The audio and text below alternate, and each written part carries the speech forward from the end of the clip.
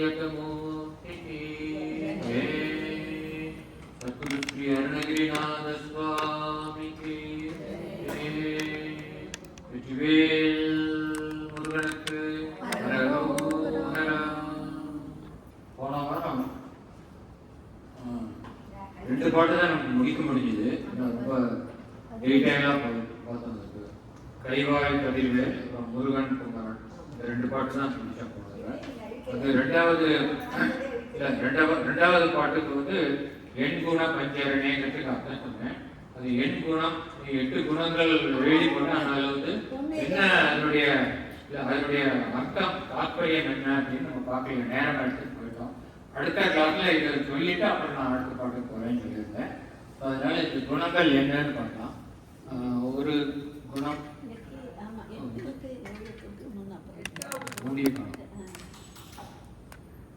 இங்க வரும். இது இது இது அடுத்தது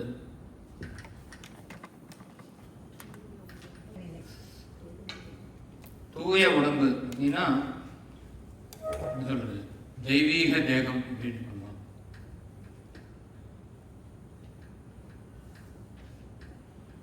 இது மாத்திரம் கொஞ்சம் டீட்டெயிலாக பார்க்கணும். இது வந்து ரொம்ப முக்கியமான கான்செப்ட். இப்போ நம்ம எல்லாருடைய உடம்பு வந்து அசுத்தமான உடம்பு. நான் டெய்லி சோப் போட்டு தேய்ச்சி குளிக்கிறேனே, ஷாம்பு போட்டுக்கிறேனே, அப்புறம் எப்படி அசுத்தம்னு கேட்கலாம். நம்ம பிறக்கும் போதே அசுத்தமாக பிறந்திருக்கோம். ஒரு தாயினுடைய மடியில் குடரும் கொழுவும் குருதியும் தோயும் புறம்பை இலைன்னு பார்த்தோம் இல்லையா அபிராமி. அந்த இதில் வெறும் கொழுப்பும் ரத்தமும் சேர்ந்த அந்த மாம்சமும் சேர்ந்த அந்த தாயினுடைய மடியில் இருந்துட்டு அப்புறம் தாயினுடைய யோனி வழியாக வந்திருக்கோம். அது இன்னும் அசுத்தம். ஸோ நம்ம உடம்பு எல்லாமே அசுத்தமானது. ஆனால் இறைவன் வந்து அப்படி இல்லை. அவன் வந்து பிறவாதவன் இறக்காதவன்.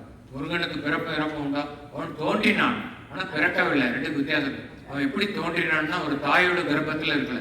இப்போ உதாரணமாக நம்ம சொல்லணும்னா அவதார புருஷர்கள், மகாவிஷ்ணுவோட அவதாரம்னு ராமர் கிருஷ்ணர் எடுத்துட்டா கூட, ராமர் வந்து கௌசல்யாவோட கர்ப்பப்பையில 10 மாசம் இருந்துட்டு யோனி வழியா வந்திருக்காரு. அப்புறம் கிருஷ்ணர் அதே மாதிரி தேவகியினுடைய வயிற்றில் இருந்துட்டு வந்திருக்காரு. அதனால அவர்களை விட உடம்பு வந்து தெய்வீக உடம்புனாலும் அதை விட புனிதமான உடம்பு முருகப்பெருமானுடைய உடம்பு. ஏன்னா யோனி சம்பந்தம் இல்லாத உடம்பு. பார்வதியுடைய வயிற்றில் 10 மாசம் இருக்கல. அவர் என்ன பண்ணாருன்னா நமக்கு தெரியும். முருகப்பெருமான் அவதாரம் எடுத்தாதான் சூரபத்மனை வதம் பண்ண முடியும். அப்போதான் அந்த தேவர்களுக்கு திரும்ப தேவலோக வாழ்க்கை கிடைக்கும். அப்படிங்கிற சுய நலத்தினால தேவேந்திரன் நம்ம மன்மதனை முடிக்க விடுவான். ஏன்னா குமார சம்பவம் நடந்தாகணும். சிவபெருமான 1000 வருஷமா தவத்தில் இருக்கார். அப்புறம் எப்படி குமார சம்பவம் நடக்கும்? சிவனும் பார்வதியும் சேர்ந்தா தானே குமார சம்பவம் நடக்கும். அப்படின்ட்டு மன்மதனை வந்து ஏவி விட்டு நீ போய் சிவபெருமானுடைய தவத்தை கலைன்னு சொல்லி அனுப்புவார்.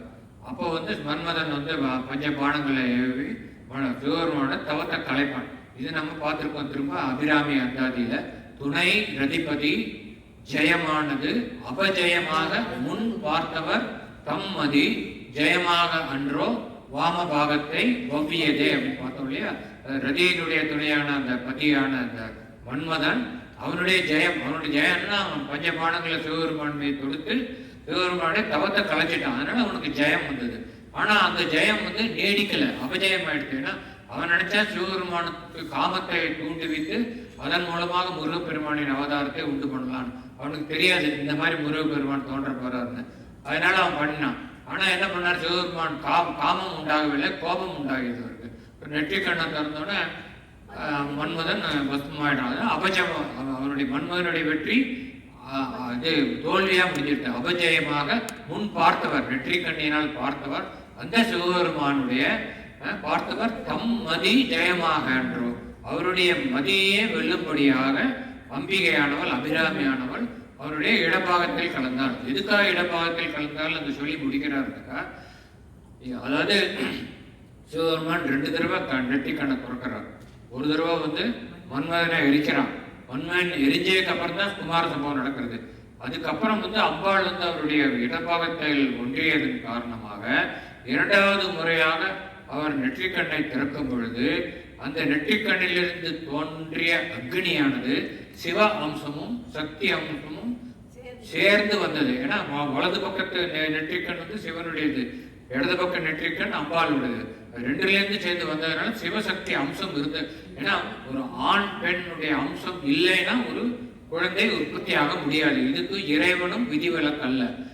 ஆனால் யோனி சம்பந்தம் இல்லாமல் முருகப்பெருமான் தோன்ற வேண்டும் என்றால் அதற்கு சிவனுடைய உடலில் தான் ஒரு பாகத்தை எடுத்துக்கொண்டால் அவனுடைய நெற்றிக்கண்ணிலிருந்து தோன்றும் அந்த தீப்பிழம்பில் தன்னுடைய அம்சமும் இருக்கும் என்பதை தெரிந்து கொண்டு அம்பிகை அவருடைய வாம பாகத்தை ஆட்கொண்டாள். அதுதான் அந்த அபிராமி அந்த வருது. அதனால மன்மதன் அழித்தான், குமாரன் தோன்றினான். மன்மதன் வந்து என்ன, காமத்தின் அவகாமத்தை உண்டு போனான். அதுக்கு ஏற்கனவே பார்த்தோம் போன கிளாஸ்ல. இவர் முருகப்பெருமான் அவகாமத்தை அழித்து சிவகாமத்தை உண்டு பண்ணி அதன் மூலமாக பிறப்பை அறுப்பவர் இல்லையா. அதனால வந்து மன்மதன் வந்து அவகாமத்தை உண்டு பண்ணுவதால் அவன் இருட்டின் அடையாளம், இருட்டின் அடையாளம். முருகப்பெருமான் ஜோதியின் அடையாளம். இப்போ வந்து ராத்திரி வந்து இருட்டு போயிடுறது. இருட்டு போய் கொஞ்சம் கழிச்சு தான் சூரிய உதயம் ஆரம்பிக்கிறது. ஏன்னா இருட்டு போனோன்னா ஒரு டிலைட்டுன்னு ஒரு வெளிச்சம் தெரியும், நமக்கு வெளிச்சம் வந்துடும். ஆனால் சூரியனை பார்க்க முடியாது. கிழக்கு கடற்கரையில் போய் நீங்கள் மெட்ராஸ் பீச்சில் போய் நின்னாக்கா வெளிச்சம் வந்துடும். ஆனால் சூரியன் உதயத்துக்கு கொஞ்சம் நேரம் ஆகும், 2 minutes. அது மாதிரி இருட்டாகிய மன்மதன் அழிந்தான். சிறிது நேரத்திற்கு பிறகு வெளிச்சமாகிய முருகப்பெருமான் தோன்றினான். இப்போ முருகப்பெருமான் இவ்விதமாக அன்னையின் வயிற்றில் இல்லாமல், யோனி சம்பந்தம் இல்லாமல் அவன் பிறப்பை எடுத்த காரணத்தினால் அவனுடைய தேகம் தெய்வீகமான தேகம், தூய்மையான உணர்வு அப்படின்னு பார்த்தோம். இது இயற்கை உணர்வு விட்டுடலாம், தன்மயப்படுதல் பார்க்கலாம். ஏன்னா முக்கியமானது மாத்திரம் பார்க்கலாம். தன்மயப்படுதல்னாக்கா தனக்குள்ளே இருப்பது. அதாவது முருகப்பெருமான் எப்பொழுதும் அவர் தனக்குள்ளே இருக்கிறார். அதே சமயம் அன்பர்களுக்கு அனைவருக்கும் அருளக்கூடியவர். ஏன்னாக்கா தனக்குள்ளே அவர் இருக்கும் பொழுது தனக்குள்ளே இருக்கக்கூடிய அனைத்து உலகங்களுக்கும் அருள் செய்யக்கூடிய ஆற்றல் அவருக்கு இருக்கிறது. அதாவது அவர் வெளியில புறத்தே வந்து எல்லாம் தனித்தனியா ஒருத்தரை பார்த்து இருந்தா அவனுக்கு இது வச்சுக்கோ இது வச்சுக்கோன்னு கொடுக்க வேண்டிய அவசியம் இல்லை. ஏன்னா அனைத்தும் அவருக்குள் அடக்கம். இந்த அகிலம் முழுவதும் பரம்பொருளின் அடக்கம். ஆகையினால் பரம்பொருள் தன் வயப்பட்டு தனக்குள்ளேயே இருக்கும் பொழுதும் அது அகில உலகத்துக்கும் அருள் செய்யும் ஆற்றல் உடையதாக இருக்கும். அதனால தன் வயப்படுதல்னாக்க தனக்குள்ளேயே இருப்பது. இறைவனுக்கு எப்பொழுதுமே வெளியில சிந்திக்க மாட்டான். அவருடைய எல்லாம் ஒடுங்கிய நிலையில் இருப்பவர். நிர்குண பரபிரமம் அப்படிங்கிற ஒடுங்கிய நிலை. அந்த மாதிரி இருக்கக்கூடியவன் தன் வயப்படுதல். பேரருள் தெரியும், அற்புதமான அருள். அனைத்து அன்பர்களுக்கு மட்டும் அருளாமல் அவனுடைய பகைவர்களுக்கும் அறியவன். சூரபத்மன் அவ்வளவு பகைவனை வந்து மயிலாகவும் சேவலாகவும் மாற்றி தன் வயப்படுத்தி கொண்டார். அதனால பேரருள், பேராற்றல் சொல்லவே வேண்டாம். அனைத்து அசுரர்களையும் அழித்தவர், எவராலும் அழிக்க முடியாத அசுரர்களை அழித்தவர். பேரின்பம் எப்பொழுதும் வந்து சச்சித் ஆனந்தம்னு சொல்றாரு. இந்த ஆனந்தமயமாக இருக்கக்கூடியவர் இறைவன். அதே மாதிரி அவருடைய அடியவர்களுக்கு அந்த சச்சித் ஆனந்தம் என்னும் அந்த முக்தி நிலையை கொடுக்கக்கூடியவர். அதனால அவர் வந்து பேரின்பம். பேரறிவு கொஞ்சம் முன்னாடி இருந்திருக்கணும். பேரறிவு அப்படின்னாக்கா அனைவருக்கும் ஞானத்தை வழங்கக்கூடிய ஞான ஸ்வரூபமான முருகப்பெருமான், ஜோதி ஸ்வரூபமானவர் அவர். அவருடைய கை திருக்கை வேலை ஞான ஸ்வரூபமானது. எனவே மிகுந்த பேரறிவுனாக்கா பெரும் ஞானம்.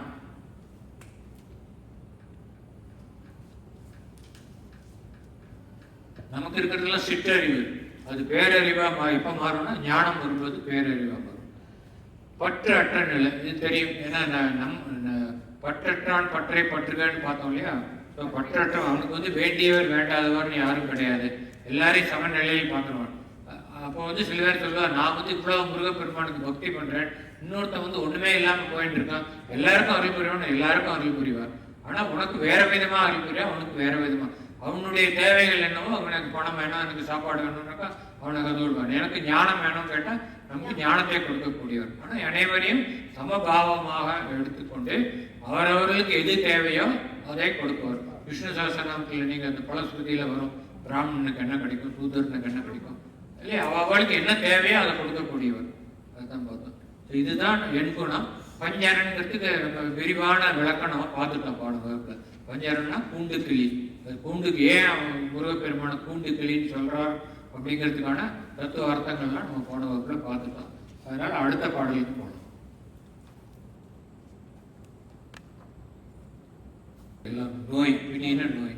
நோயிலேயே கொடுமையான நோய் அது, ரொம்ப ரொம்ப கஷ்டமான நோய் எதுன்னா பிறவி. பிறவி பிணிதான். ஏன்னா வந்து நம்ம உடம்புல வந்து நோய்கள் வருது. நோய்கள் வர்றதுக்கு காரணமான என்னது? உடம்பு.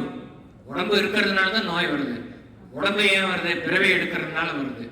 அதனால நோய்க்கு காரணமாக இருப்பது பிறவி. அதனால வந்து பிறவிதான் மிகப்பெரிய நோய்.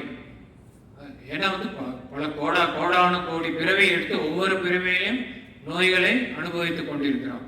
அதுதானே இந்த பாட்டு வருவேன், பிறவைகள் தோறும் எனை நலியாதபடி உணதருள் தாள் அருள்வாயன்னு வருது இல்லையா? அதான் எல்லா நோய்களையும் வரிசைப்படுத்திட்டு, அதான் எல்லா நோய்களையும் வரிசைப்படுத்திட்டு இந்த நோய்கள்லாம் பிறவைகள் தோறும் எனை நலியாதபடி. இதுக்கு சில பேர் வந்து வேற மாதிரி அர்த்தம் புரிஞ்சுப்பா. ஒவ்வொரு பிறவிலையும் எனக்கு நோய் வந்துட்டு இருக்கு, எனக்கு நோய் வரக்கூடாது. பிறவியை பத்தி கவலை இல்லை அவளுக்கு, பிறவி வரலாம் ஆனால் நோய் வரக்கூடாது. ஆனால் அவர் எழுதின அர்த்தம் என்னன்னா, பிறவி வேண்டாம், பிறவி இருக்கிறதுனால தானே நோய் வருது அப்படிங்கிற அர்த்தம். அதனால வந்து பிணிங்கிறது இந்த இடத்துல வந்து பிறவை பிணி சொல்றாரு. இந்த பிறவை பிணி ஏன் வருது அப்படின்னாக்கா, நம்ம வந்து ஆசைகள் படுகிறோம். அதனால நம்ம பார்த்தோமே, நம்ம ஐவாய் வழி செல்லும் அவாவினேன்னு பார்த்தோம் இல்லையா? 5 புலன்கள் வழியாக நமது மனதிற்கு செல்லக்கூடிய அந்த ஆசைகள், இந்த ஆசைகள் தான் நாம் காமிய கர்மங்களை செய்வதற்கு நம்மை தூண்டுகின்றன. அந்த வினைகள், இந்த ஆசைகளின் மூலமாக நாம் ஆற்றும் வினைகளை நம்மை பிறவிக்கு ஆட்படுத்துகின்றன. வினைகள் காரணமாக பிறக்கிறோம். அதனால பேராசைனாக்கா என்னன்னா, இந்த ஜென்மத்தில் நான் எவ்வளோ ஆசைப்பட்டு காமிய கர்மங்களை பண்ணி நான் அடுத்த ஜென்மம் இருக்கிறேன். அடுத்த ஜென்மத்தில் ஆசை விடுறதா? இந்த ஞாபகம் இருக்கிறது இல்லை. போன ஜென்மத்தில் நம்ம இப்படி ஆசைப்பட்டதுனால தான் நமக்கு பிறவி கிடைச்சது, இத்தனை கஷ்டப்படுறோமே, உடம்புல வியாதி வச்சுன்னு கஷ்டப்படுறோமேங்கிற நினைவு அப்போ வராது. திரும்பவும் அதே பண்ணிட்டு இருக்கோம், திரும்பவும் அதே பண்ணிடுவோம். அதனால தான் பேராசைன்னு, ஒழியாத ஆசை. ஒரு ஆசைனாக்கா அந்த ஆசை நிறைவேறினா விட்டுறணும். ஆனால் இப்போ இந்த ஜென்மத்திலேயே ஒரு ஆசை நிறைவேறினா அடுத்த ஆசைன்னு வருது இல்லையா? அது எக்ஸ்ட்ராபுலேட் பண்ண ஜென்மமா அதே வந்துட்டு இருக்கு ஆசைகள். அதனாலதான் பேராசைங்கிறோம். பேராசை அதாவது நான் எனது பிறவி பிணிக்கு காரணமான பேராசை என்பதே ஒரு பிணி அப்படிங்கிற. அதனால பேராசை எனும் பிணியில் பிணிப்பட்டுனா பிணைக்கப்பட்டிருக்காரு. அப்படியே நம்மளை வந்து அந்த ஆசையில வந்து கட்டி போட்டிருக்கு, அந்த முடிச்சு அவுக்க முடியல நம்ம. அதனால அந்த ஆசைகளுக்கு அடிமைப்பட்டு நாம் காமிய கர்மங்களை செய்கிறோம். பிணிப்பட்டுன்னா பிணைக்கப்பட்டுன்னு அர்த்தம். பிணிப்பட்டு ஓரா வினையன் நான், அதனால சொன்னேன் வினைகள் காரணமாக பிறவி வருதுன்னு, அதனால வினையன் போட்டிருக்காரு. இந்த ஆசைகளின் காரணமாக நான் வினை ஆற்றுகின்றேன். ஓரா வினையன், ஓர்தல்னா நினைவுபடுத்து. மலையாளத்தில் ஓர்மைனாக்கா நினைவு நடத்தும். எனக்கு ஓர்மை இல்லைன்னா மறந்து போச்சுன்னு அர்த்தம்.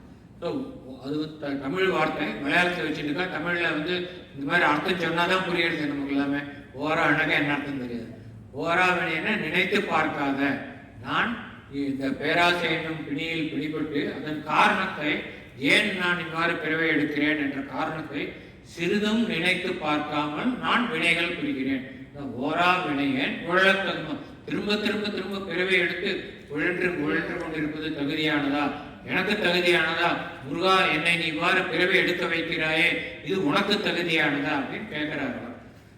இது வந்து பார்க்கும்போது திரும்ப திரும்ப பிறவி பார்க்கும்போது பட்டினத்தார் எழுதின ஒரு சின்ன பாட்டு வந்து ஞாபகம் ரொம்ப இன்ட்ரெஸ்டிங்காக இருக்கும்.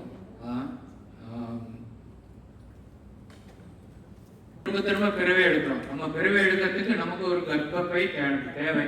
அதனால அம்மா வந்து நமக்கு திரும்ப திரும்ப கோடி பிறவை கொடுத்து இந்த ஆன்மா என்ன மோட்சத்தை அடையவே அடையல, திரும்ப திரும்ப எங்களை மாதிரி அம்மாக்களை தொந்தரவு பண்ணிட்டு இருக்காள் எங்க கர்ப்பப்பையில வந்து அப்படின்னு சொல்லி உடம்பு செழிச்சு போயிடுறவர்களுக்கு.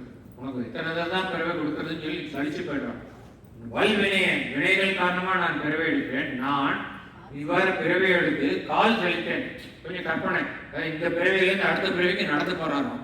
அப்புறம் அடுத்தலேருந்து அடுத்த பிறவி இப்படி கோடி தடவை பிறவியில நடந்து போய் கால் செழிச்சு போச்சு. வேதானாக்க வேதங்களை கையில் கொண்டு படைப்பு தொழிலை செய்யக்கூடிய பிரம்மன். அதனால ஆரணத்தோன் கந்து அரின்னு நம்ம பார்த்தோம் இல்லையா? அபிராம இந்த ஆரணத்தோன் கந்தரி, இந்த கந்தரியை 2 அர்த்தம் புரிஞ்சுக்கலாம். ஆரணத்தோன் கம் தரி சொல்லியிருக்கேன், உங்களுக்கு ஞாபகம் இருக்கலாம், அதுதான் ஞாபகம். ஆரணத்தோன் கந்து அரி, இப்படி 2 விதமா. கம் தரினா இந்த ஆரணத்தோன்னாக்கா பிரம்மா, பிரம்மாவுடைய கம்னா கபாலத்துடைய சுருக்கம். கபாலத்தை கையில் தரித்தவர். பிரம்மாவுடைய தலையை ஒரு தலை சிவபெருமான் போகிறார், அது அதனுடைய கபாலம் வந்து சிவபெருமான் கையிலேருந்து அம்பாள் வாங்கிக்கிறார். அது நம்ம அந்த இதில் வரும், அபிராமி அம்மை திருப்பதி கட்டில் அதை பற்றி வரும். இந்த ஓடை வச்சுட்டு அவர் பிச்சை எடுத்துட்டு இருப்பார். அப்புறம் அம்பாள் வந்து அனுகிரகம் பண்ணி அந்த ஓடை கையில் வாங்கிக்கிறார். அதனால கந்தரி, இன்னொன்று கந்து அரி. கந்துனாக்கா ஓலைச்சுவடி. அதாவது பிரம்மா கையில் ஓலைச்சுவடி இருக்கு. என்ன ஓலைச்சுவடினா நம்ம அவ்வளோ பேரோட தலையெழுத்து எழுதின ஓலைச்சுவடி.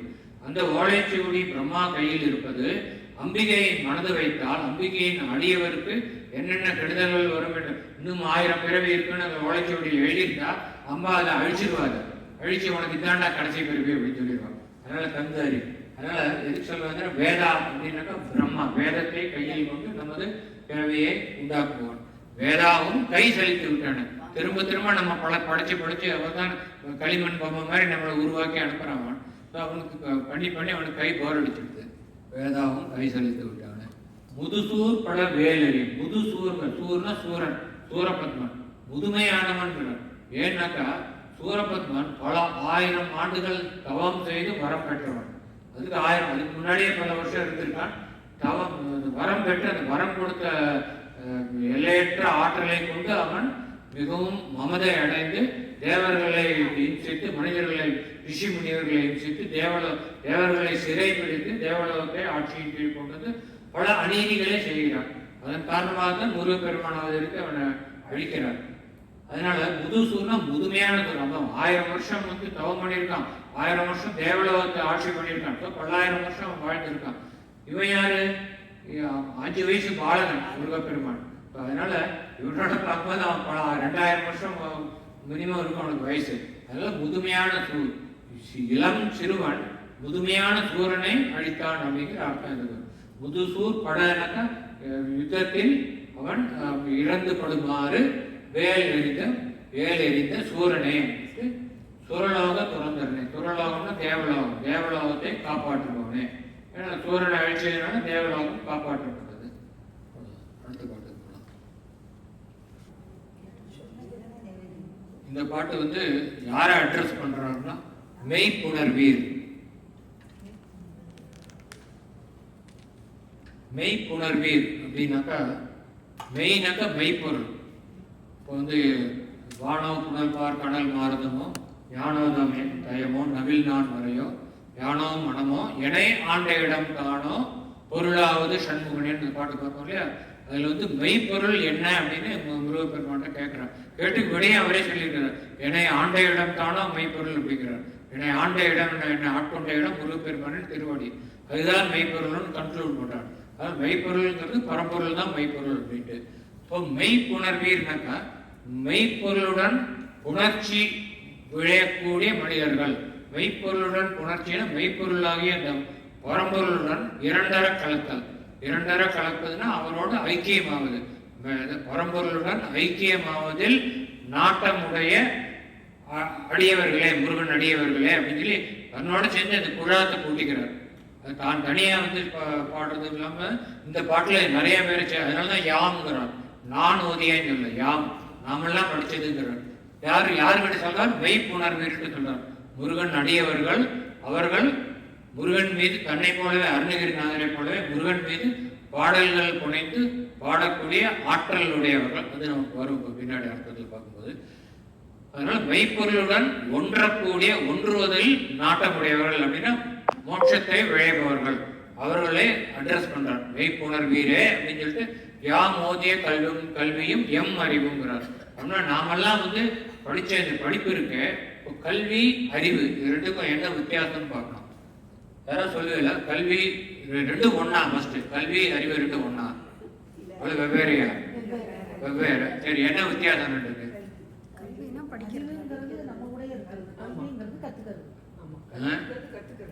இல்ல, அறிவுக்கு 2 இருக்கு. ஒண்ணு வந்து நம்ம கூடயே இருக்கிறது, ரெண்டாவது இது. இப்போ கல்வி அப்படின்னாக்கா என்ன சொல்லலாம்? வேற கலர்லாம் எழுதவே மாட்டேங்குது. எஜுகேஷன்.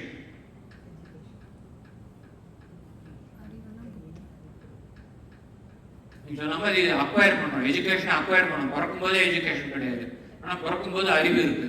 ஆனா அந்த அறிவு ஒரு அறிவு தான் இருக்கு பிறக்கும்போது. 6 அறிவு இல்லையா கேட்க, அந்த இது இல்லை. அறிவுக்கு 2 அர்த்தம் இருக்கு. அந்த 2 அர்த்தத்துல ஒரு அர்த்தம் உள்ள அறிவு பிறக்கும் போதே இருக்கு, இன்னொன்னு பின்னாடி வரக்கூடியது. இது என்னன்னாக்கா அறிவு அப்படின்னா இங்கிலீஷ் தான் நம்ம யூஸ் பண்ண வேண்டியிருக்கு, இல்லைன்னா இது பொருள் எக்ஸ்பிளைன் பண்ணுறது கஷ்டம். இன்டெலிஜென்ஸ்னு அர்த்தம். இன்னொரு அர்த்தம் அறிவுக்கு நாலேஜ்.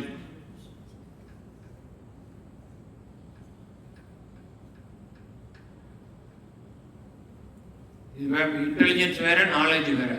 இப்போ இதை அனலைஸ் பண்ணோம்னா எப்படி இது ரெண்டும் ஒன்று சார்ந்து இருக்கு, கல்வியும் அறிவும் எப்படி ஒன்று சார்ந்து இருக்கு அப்படின்னு பார்த்தோம்னாக்கா, நமக்கு எஜுகேஷன் வேணும்னாக்கா அதுக்கு என்ன பேசிக் நெசசிட்டி? இன்டெலிஜென்ஸ் வேணும், அறிவு கூர்மை இருந்தால் தான்.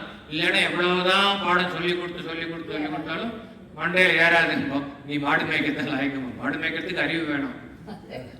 So intelligence leads to education, இல்லையா? இப்போ எஜுகேஷனில் என்ன பண்ணுறோம், நிறைய விஷயங்களை கற்றுக்கிறோம். கற்றுக்கிறதெல்லாம் என்ன ஆகுது, நமக்கு நாலேஜாக அக்யூமுலேட் ஆகுது.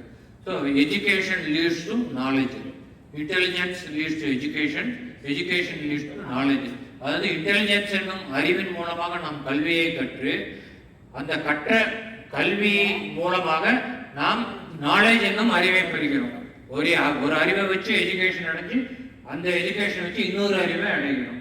அதுதான். ஸோ யாம் ஓதிய கல்வியும் எம் அறிவும், நம்ம படித்தது, நம்முடைய நாலேஜ் எல்லாத்தையும் நம்ம எதுக்கு யூஸ் பண்ணோங்கிறோம்.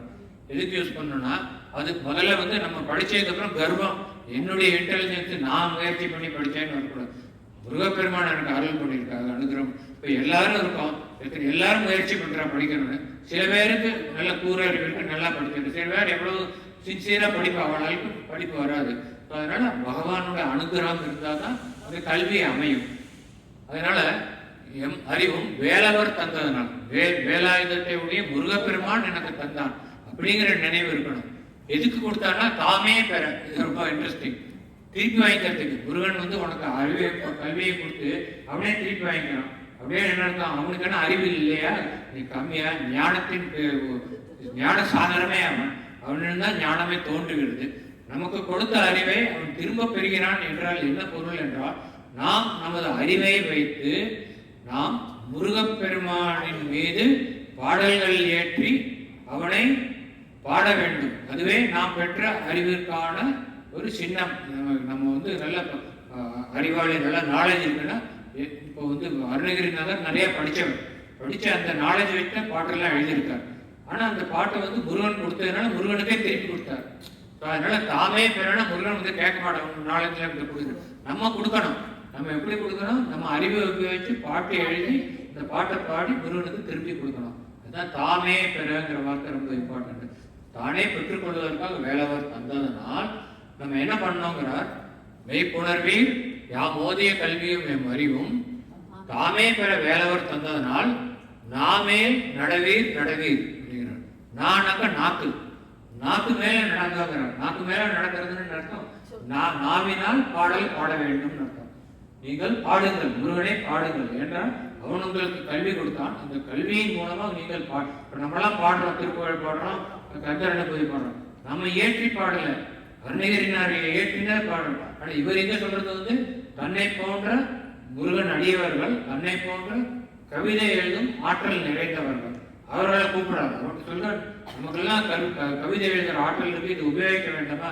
இதை கொடுத்தது முருகப்பெருமான், அவனுக்கே நம்ம திருப்பி கொடுக்க வேண்டாமா? அதனால அவன் மேல பாடல் எழுதி பாடலாம். நான் மேல் நடுவு, நாக்கின் மேல் நடவுங்கள், நடந்து போங்கிறார். இனியாவது இவ்வளவு நாள் நீங்க பண்ணலைன்னா இனியாவது பண்ண மாட்டேன். அப்படி பண்ணினா என்ன ஆகுங்கிறா, பூ மேல் மயல் போய் அற. புத்தகத்துல அறம்னு போட்டிருந்தா மாத்திக்கிறோம். அற, அறம்ங்கிறதுக்கு அர்த்தமே இல்லைங்க. அற பூனாக்கா என்ன அர்த்தம்னா பூமி, பூலோகம். பூ மேல்னா பூலோகத்தின் மேல். இது திரும்பவும் ஆகுபெயர் தான், இட ஆகுபெயர். பூலோகத்து மேல நமக்கு ஆசை கிடையாது, பூலோகத்தில் இருக்கிற வஸ்துக்கள் மேல ஆசை. பூலோகத்தில் இருக்கிற எத்தனையோ வஸ்துக்கள் இருக்கு, அது மேல ஆசைப்படுறோம். அதனால பூ மேல் மயல், மயல்னாக்கா மோகம், ஆசை. அந்த மயல் போய் அற, அற்று போக முடியாது. அந்த மயல் போயிடும், போனா பிரயோஜனம் இல்லை. கொஞ்ச நாள் கழிச்சு திரும்ப வரும். அப்புறம் திரும்ப ஆசையை அழிச்சோம்னா மறுபடியும் வரும்.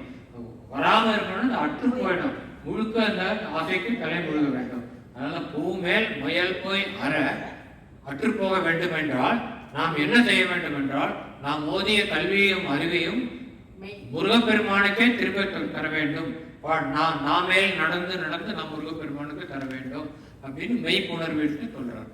ரொம்ப அழகான பாடல்.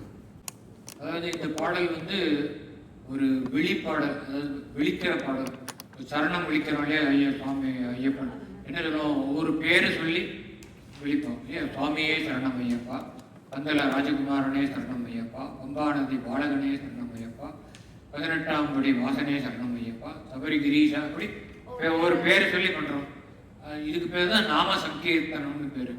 வெறும் நாமங்களால் ஆன பாட்டு.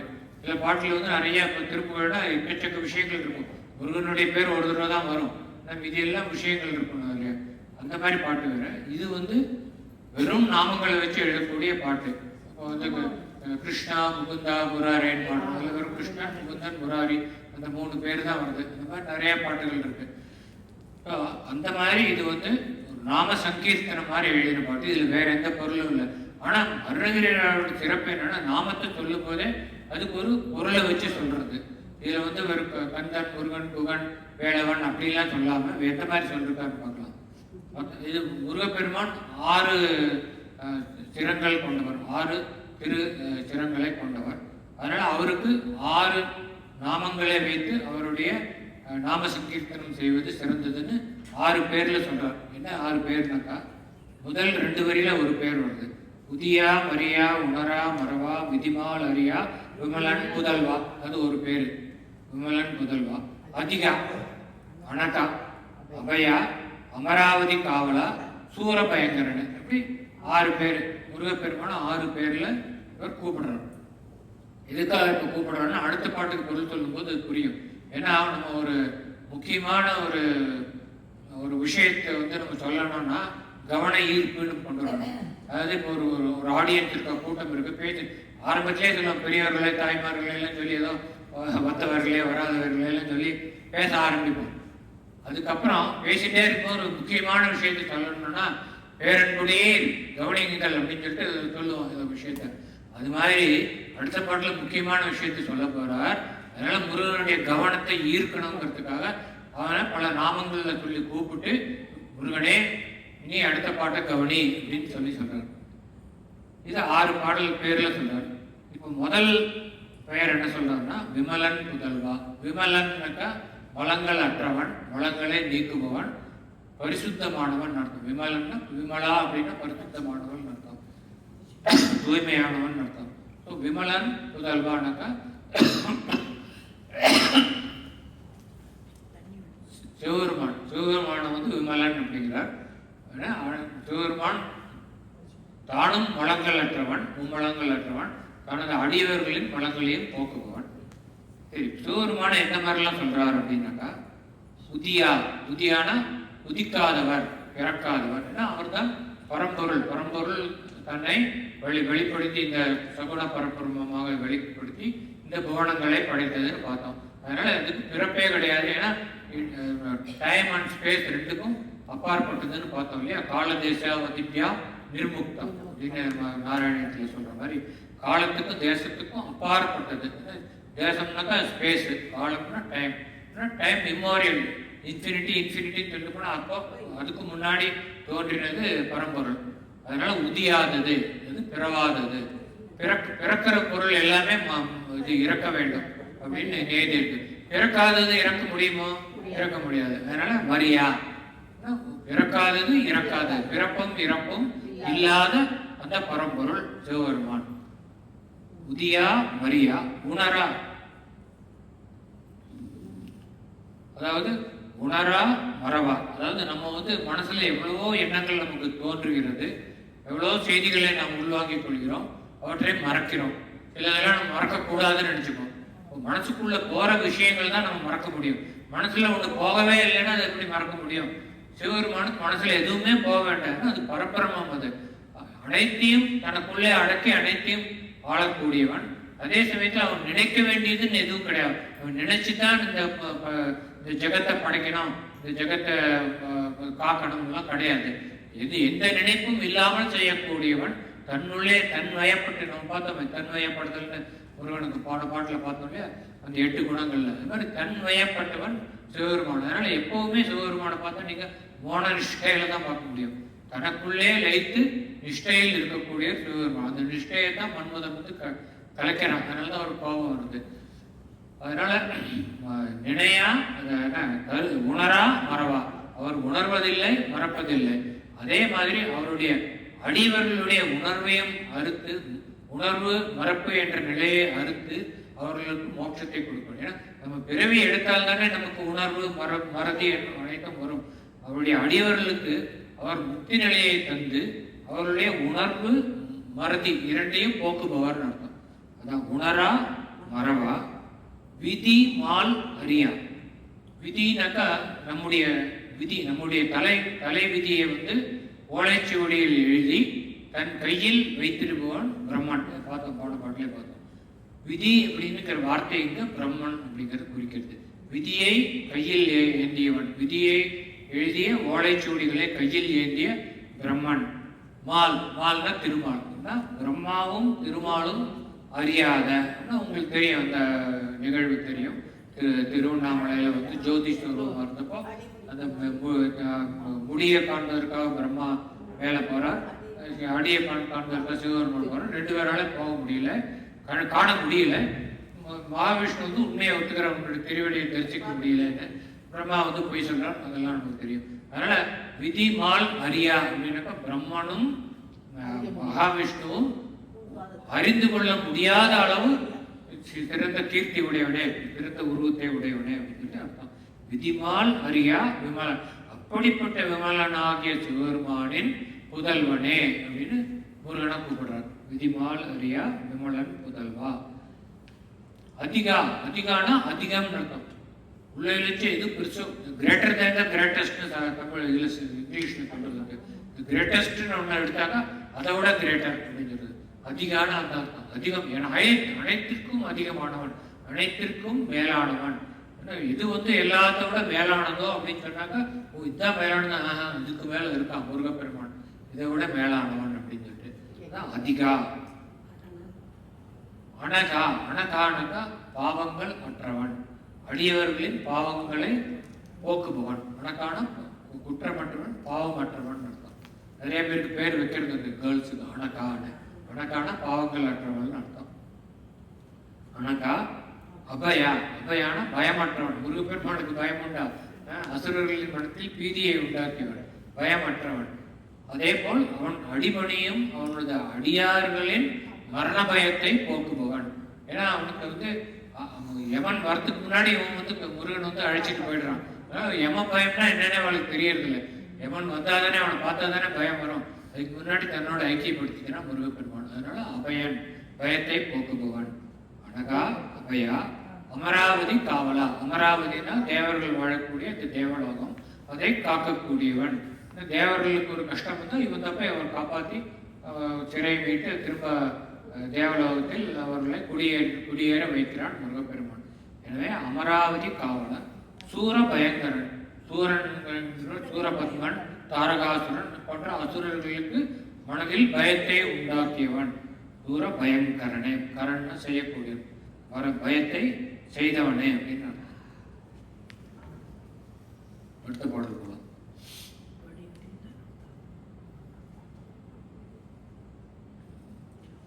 இந்த பாட்டு வந்து அருணகிரிநாதர் முருகப்பெருமானுடைய கவனத்தில் முக்கியமாக எடுக்க வேண்டிய பாட்டு இதுன்னு சொல்லி, அதனாலதான் போன பாட்டுல முருகப்பெருமான பலவித நாமங்களால கூப்பிட்டு கவனிப்பா, இனி நான் சொல்றது கவனிங்கிறார். மிடி அப்படிங்க சொல்றார். எழுதணுமா வேண்டாம், நீங்க பார்த்துக்கிறீங்க. மிடி என்று ஒரு பாவி வெளிப்படினேங்கிறார். மிடி அப்படின்னாக்கா வறுமைன்னு அர்த்தம். தரித்திரநிலை, வறுமை. இந்த வறுமையை வந்து பாவிங்கிறார். ஏன்னா வறுமை வந்தால் நம்மை பாவம் செய்ய தூண்டுவது வறுமை. வறுமை வந்தாச்சு, ஒரு நேரம் சாப்பாட்டுக்கு ஒன்றும் வழி இல்லைன்னாக்கா ரொம்ப நல்லவனா இருந்தாலும் எங்கேயா போய் திருடி சாப்பிடலாம்னு தோணும். வேற பெரிய திருட்டுல ஒரு சாப்பாட்டையாவது திருடி சாப்பிடலாம்னு தோணும் இல்லையா?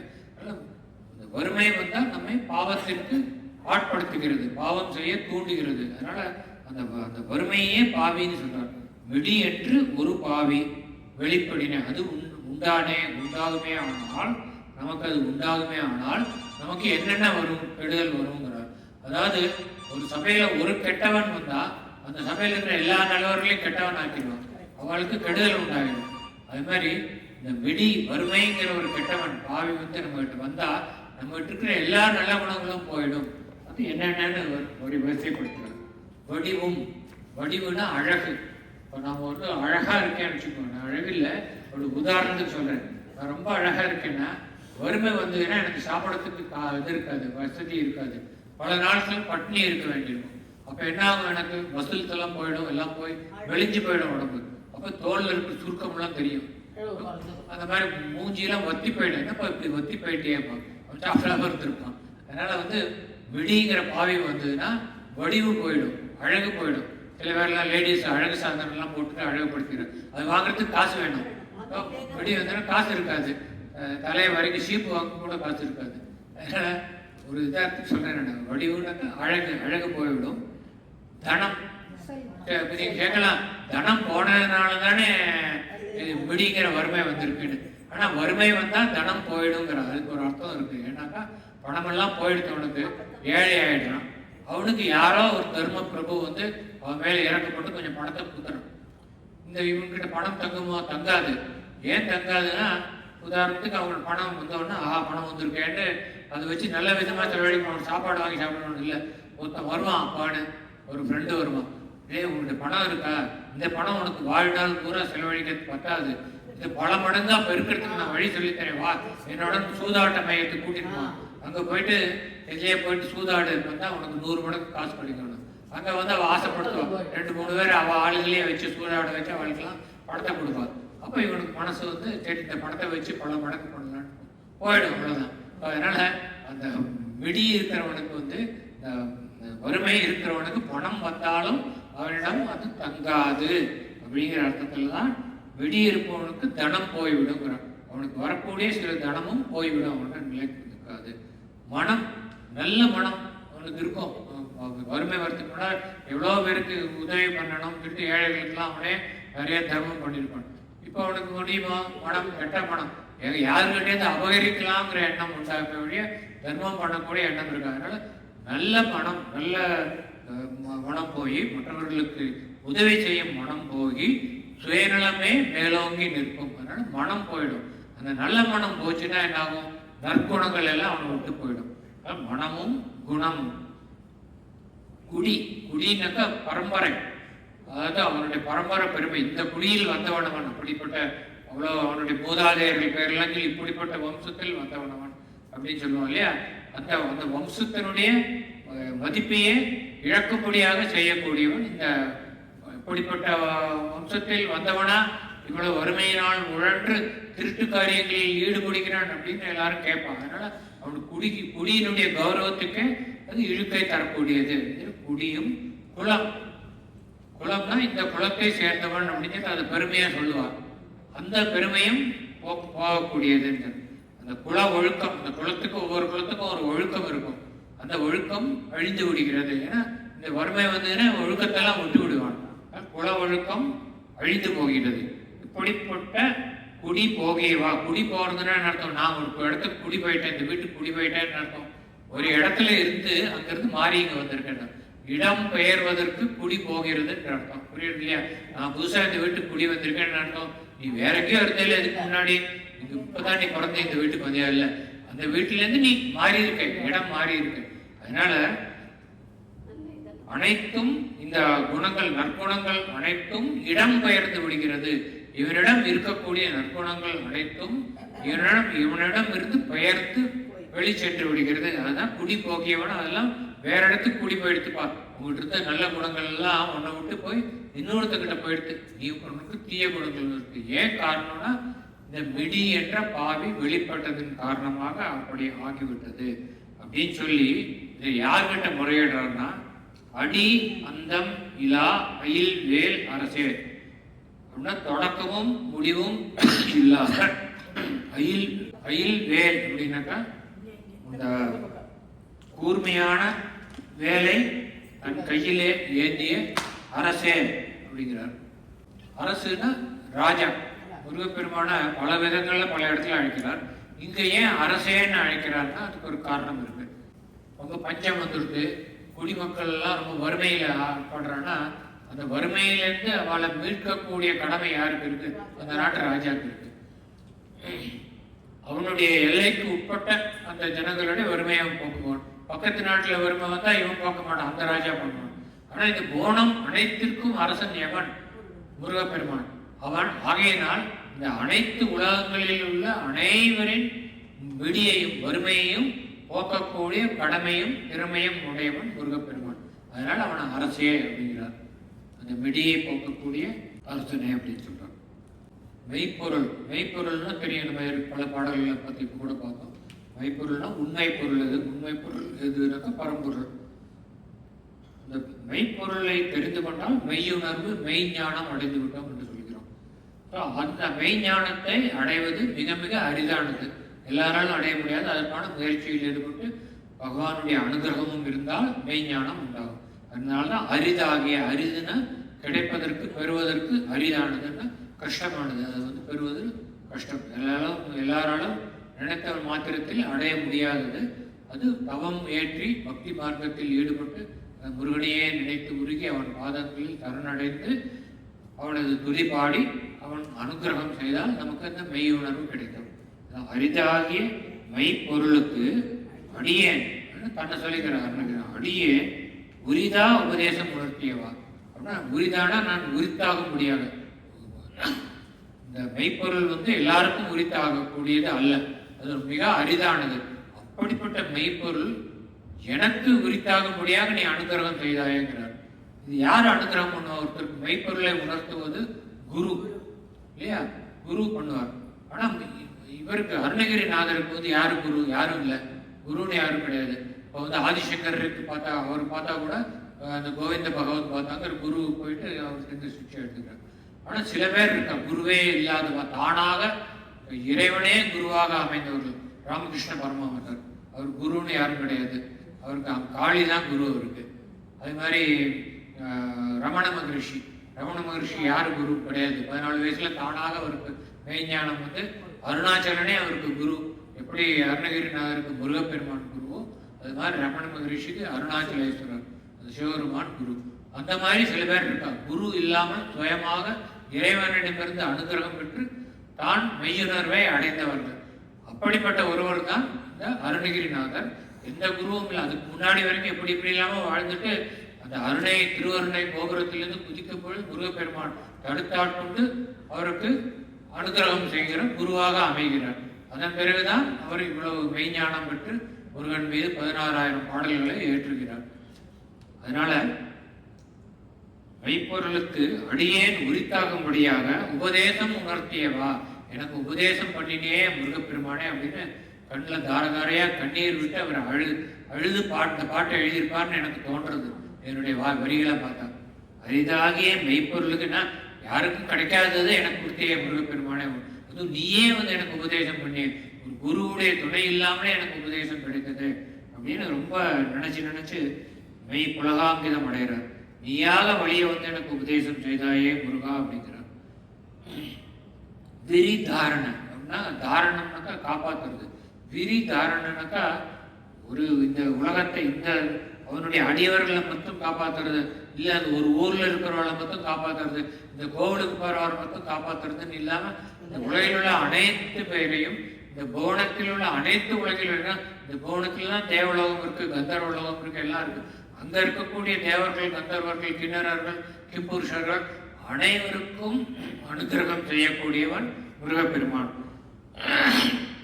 அதனால விரி தாரண, அனைவருக்கும் ஞானத்தை வழங்கக்கூடியவன், அனைவரையும் காப்பாற்றக்கூடியவன் அர்த்தத்தினால விரிந்த தாரணை உடையவனே, மிகவும் விரிந்த ஒரு எல்லையில்லாத ஒரு ஒரு பிரபஞ்சத்திற்கு நீ அனுகிரகம் செய்யக்கூடிய முருகப்பெருமானேங்கிற விரி தாரண. விக்ரமவேல், விக்ரமன்னாக்கா வெற்றின்னு அர்த்தம். விக்ரமன் அப்படின்னா வெற்றியுடையவன். விக்ரமவேல்னாக்கா நீ அசுரர்களுடன் போர் செய்து வெற்றி அடைந்தவனே, அனைத்து போர்களிலும் வெற்றி ஒன்றையே இலக்காக கொண்டு வீரவேல் என் துணை கொண்டு நீ வெற்றி அடைந்த முருகப்பெருமாளே வேல் அப்படின்னு சொல்லிட்டு, இமையோர் புரி, இமையோர் புரி அப்படின்னு ரெண்டையும் சேர்த்து ஒரு வார்த்தையை எடுத்துக்கணும். இமையோர்னாக்கா கண்களை இமைக்காதவர்கள் யார்? தேவர்கள். இமையோர் புரினா தேவர்களின் உலகம் அமராவதி தேவலோகம். தேவர்களுக்கு இமைக்காதவர்கள்னு பேர் உண்டு. ஏன்னா கண் இமைக்கவே மாட்டான். அதை வச்சுதான் தமயந்தி வந்து நலன் யாருன்னு கண்டுபிடிக்கிறான். அது ஏற்கனவே சொல்லியிருக்கேன் நினைக்கிறேன் அந்த கதை வரலாறு, அதனால திரும்ப அதை சொல்லலை. தமயந்தி வந்து இப்போ நலன் கண் மட்டும் இமைக்கும், அவருக்கு இமைக்காதனால நலனுக்கு மாலையை போட்டுருவோம் சுயம்பரத்தில். அதில் இமையோர் இமைக்காத அந்த தேவர்களின் புரியாகிய அமராவதியின் தாரகா அதனுடைய தலைவனே அப்படின்னு சொல்லிட்டு நாக புரந்தரனே. நாகலோகம்னாக்கா தேவலோகம். நாகலோகம்னு நாகர்கள் இருக்கக்கூடிய லோகம் உண்டு. இந்த தேவர்கள் இருக்கக்கூடிய தேவலோகத்துக்கு நாகலோகம்னு சம்ஸ்கிருதத்தில் பேரு. நாக புரந்தரனே தேவலோகத்தின் தலைவனே. ஏன்னா தேவலோகத்தின் தலைவன் இந்திரன் நமக்கு தெரியும். ஆனா இந்த இந்திரனுடைய தலைவன் யாரு? முருகப்பெருமான். இந்திர பதவி நீடிக்கிறதுக்கு காரணமே முருகப்பெருமான். அவன் சூரனாதி அசுரர்களை அழித்து தேவர்களை சிறை மீட்டு தேவலோகத்தில் குடி வைத்ததன் காரணமாக இந்திரனுக்கு இந்திர பதவி கிடைத்தது. எனவே இந்திரனின் தலைவன் முருகப்பெருமான். எனவே தேவலோக நாகலோக புரந்தரனே நாகபுரந்தரனே அப்படின்னு பிடிக்கிறது. வெற்றிவேல் முருகனுக்கு ஹரோஹரா. சத்குரு அருணகிரிநாத சுவாமிக்கு ஜெய்.